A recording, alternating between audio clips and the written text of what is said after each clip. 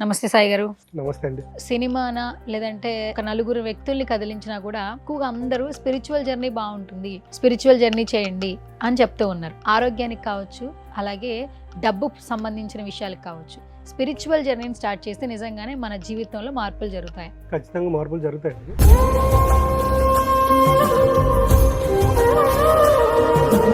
Spiritual journey ఎందుకు వెళ్తారంటే వాళ్ళకి కొన్ని సమస్యలు వచ్చినప్పుడు దాని నుండి ఎలా రియలైజ్ అవ్వాలి, ఎలా బయటపడాలని తెలుసుకోవడానికి దీంట్లోకి వెళ్తారు, ఆధ్యాత్మికంలోకి వెళ్తారు.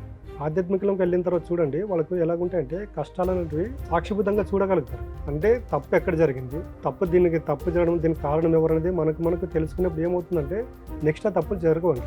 ఎప్పుడైతే మనం ఆధ్యాత్మిక మార్గంలోకి వెళ్తామో మనిషికి మనశ్శాంతి అనేది ఉంటుంది, సాటిస్ఫాక్షన్ అనేది ఉంటుంది. అది కూడా ఎలాగ ఉండాలంటే మనం ప్రతిరోజు పూజలు చేయండి, దీపం వెలిగించండి అని ఇవన్నీ ఎందుకు చెప్తున్నామంటే అంటే వాళ్ళు అప్పటి వరకు ఏ నమ్మకంతోనైతే ఉంటారో నాకు దేవుడు కలిసి ఇవ్వట్లేదు, నేను ఏది చేసినా సక్సెస్ అవ్వట్లేదు, ఇవన్నీ చెప్పినప్పుడు మేము కొంతమందికి మా క్లాసులో law of attraction, visualisation, manifestation చెప్తాం. వీటితో పాటు ఇవన్నీ తెలియని వాళ్ళకు పూజలు తర్వాత ఈ ధూప నైవేద్యాలు కూడా ఎందుకు చెప్తామంటే వాళ్ళు వాటికి అసెండ్ అయిపోయి ఉంటారు. అలా చేయడం వల్ల వాటికి కూడా ఒక 41 days అని చెప్తాం అన్నమాట. ఈ 41 days ఇంట్లో మీరు భక్తితో పూజ చేయండి. ఆ పూజ చేసేటప్పుడు మీరు దేని గురించి ఆలోచన చేయకోకుండా మీకు ఏ దేవుడితో ఇష్టం ఉంటాడో ఆ దేవుని యొక్క ఫోటో ముందే పెట్టుకొని డైలీ ఉదయం సాయంకాలం పూజ చేయండి. ఆ పూజ చేసిన తర్వాత ఖచ్చితంగా దీపారాజన వెలిగించండి అని చెప్పేస్తాం. ఆ దీపారాజన వెలిగించినప్పుడు ఏమవుతుందంటే వీళ్ళు అక్కడ మనం బాగా అబ్జర్వ్ చేస్తే చూడండి, పూజ చేసిన తర్వాత మనం అగరబత్తులు వెలిగిస్తాం. అగరబత్తులు వెలిగించినప్పుడు ఏమవుతుందంటే మనం అగరబత్తులు వెలిగించిన తర్వాత మనకి ఏది కావాలో అది కోరుకుంటాం. అంటే ఈ అగరబత్తుల పొగంతా ఎక్కడికి వెళ్ళిపోతుంది, బయటికి వెళ్ళిపోతుంది. అంటే అక్కడ మన యొక్క ఆలోచనలతో ఆ యొక్క అగరబత్తులు దాంతో పాటు ధూపంతో పాటు మన యొక్క ఆలోచనలు కూడా యూనివర్స్లోకి వెళ్ళిపోతాయి.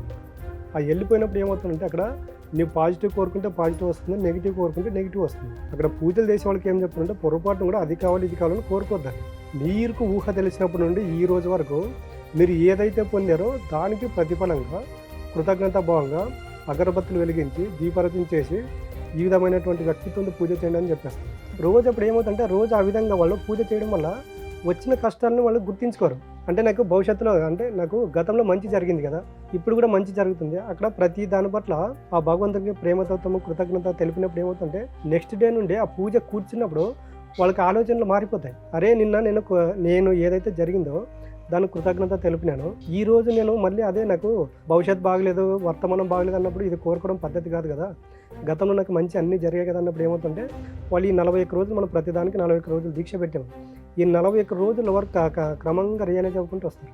ఓకే, ఇప్పుడు స్పిరిచువల్ జర్నీ స్టార్ట్ చేసిన వాళ్ళు కావచ్చు, స్పిరిచువల్ జర్నీలో కొన్ని మాటలు వింటూ ఉంటాం, ఆకర్షణ సిద్ధాంతం, పంచభూతాలు ఇలాంటివి వింటూ ఉంటాం. అసలు నిజంగానే ఆకర్షణ సిద్ధాంతం అంటే ఏంటి, దాని శక్తి ఏంటి? చూడండి, ఇక్కడ ఆకర్షణ సిద్ధాంతం అంటే నువ్వు ఏదైతే కోరుకుంటున్నావో దాన్ని మనం పొందడం అనేది ఆకర్షణ సిద్ధాంతం అంటాం. అంటే మనకి ఈరోజు ఉదయం ఒకటి మనకు సాయంకాలం ఒకటి కావాలండి, దాని గురించి మనము బిఫోర్గా ఆలోచన చేస్తున్నామా లేదా? అంటే మార్నింగ్ కావచ్చు, మధ్యాహ్నం కావచ్చు ఆలోచన చేస్తాం. అంటే ఇక్కడ చూడండి మనకు సాయంకాలం ఇది కావాలనుకున్నప్పుడు దాని గురించి ఆలోచన చేయడం మానేస్తాం.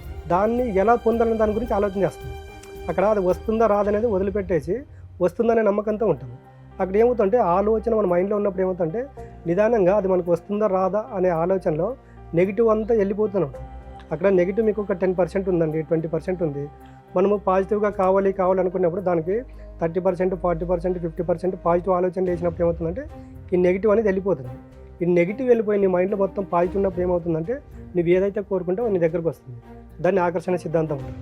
మీరు అడిగారు కదండి, దాంట్లో నెగిటివ్ పని చేస్తుంది, పాజిటివ్ పని చేస్తుంది. ఈ నెగిటివ్ పాజిటివ్ గురించి ఇప్పుడు మనం వాటర్ పైన ఒకటి ఎక్స్పెరిమెంట్ చేద్దాము, అప్పుడు మీకే అర్థమవుతుంది. అంటే మన ఆలోచనలో మన పైన పాజిటివ్గా ఎలా చేస్తున్నాం, నెగిటివ్గా ఎలా పని చేస్తున్నాయి. ఇక్కడ చూడండి వాటర్ అనేది మనకు 2 కలర్లో ఉన్నాయి. ఇది వచ్చేసి నెగిటివ్ మైండ్ సెట్ అనుకోండి, ఈ వాటర్ ప్యూర్గా ఉన్నది, ఈ పాజిటివ్ మైండ్ సెట్. మనం ఈ వాటర్ని లాగా పోస్తూ ఉన్నాం అనుకోండి, దీంట్లో ఉన్నటువంటి ఈ నెగిటివ్ వాటర్ని వెళ్ళిపోయి మనకి ఏమవుతుందంటే ప్యూర్ వాటర్గా అయితే సేమ్ మన మైండ్ సెట్ కూడా అలాగే ఉంటుంది.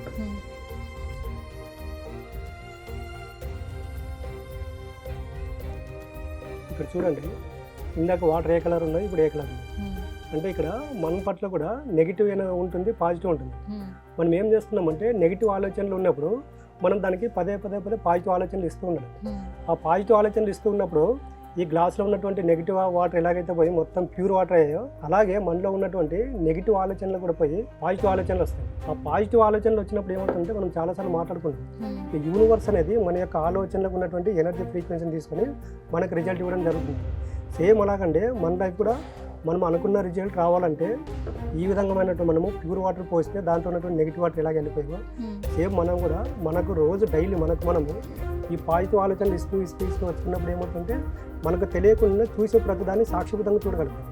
అంటే అక్కడ చూడడానికి ఏమి ఉండదు, మొత్తం పాజిటివ్ ఉన్నప్పుడు ఏమవుతుందంటే మనిషి నుండి 0 స్టేజ్లో ఉంటుంది. అప్పుడు మనం ఏది కోరుకుంటే అది మన దగ్గరికి రావడం అనేది జరుగుతుంది. ఓకే సాయి గారు, సో ఇప్పుడు అంటే ప్రతి ఒక్కరికి మంచికి చెడుకి భేదం ఎలా తెలుసుకోవాలని చెప్తాము, పాజిటివ్కి నెగిటివ్కి ఉన్నటువంటి వ్యత్యాసం చాలా చక్కగా చెప్పారు. క్లాసెస్లో కూడా ఇలాంటి చిట్కాలు కావచ్చు, ఇలాంటి ఎక్స్పెరిమెంట్స్ చేస్తారు. అసలు మీ క్లాసెస్లో ఎలా జరుగుతుంది? ఇప్పుడు మనం ప్రతిసారి మాట్లాడుకున్న మనిషికి 3 సమస్యలు: financial problem, health problem, relation problem. మనిషి ఏం చేస్తున్నాడంటే ప్రతి ప్రాబ్లంకు పాజిటివ్ కన్నా నెగిటివ్ ఎక్కువ ఆలోచిస్తుంటాడు కాబట్టి వాళ్ళ జీవితంలోకి అవి వస్తాయి. ఇప్పుడు మనం చూసుకున్నట్టయితే ఫైనాన్షియల్ ప్రాబ్లంకు అనంత కుబేర క్రియ, హెల్త్ ప్రాబ్లంకు అనంత అమృత క్రియ, రిలేషన్ బాండింగ్ కోసం అనంత ఆనంద క్రియ. ఈ 3 క్లాసుల్లో మనం ఇప్పుడు ఏదైతే వాటర్ థెరపీ చేసి చూపించామో అదేవిధంగా వాళ్ళ గతంలో ఏ తప్పులైతే చేశారో వాటన్నింటినీ అక్కడ వాళ్ళ ప్రాక్టికల్గా వాళ్ళ కళ్ళ ముందు చూపించడం జరుగుతుందన్నమాట.